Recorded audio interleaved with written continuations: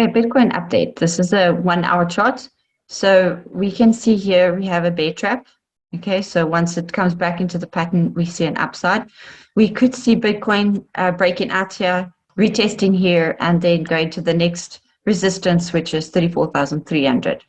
Okay, so we could either see Bitcoin do that, or it will stay in the pattern and come down to retest this line and go back up again. If it breaks down lower, then we will discuss when that happens.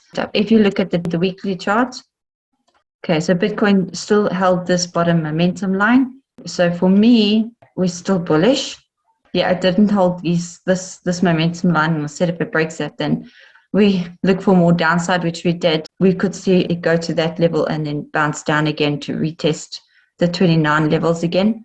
But we'll just have to take it as it comes. So right now we are more looking at the hourly chart, and we want to see Bitcoin either break out or come down back to the bottom of the trend line. I posted a setup on Naka over here at the bottom, and I said it's a double bottom, and it started bouncing. And that's when we have seen, from since then, we have seen a nice gain of up to 129%. But my take profit was 109%. And then I also gave a setup on Rose.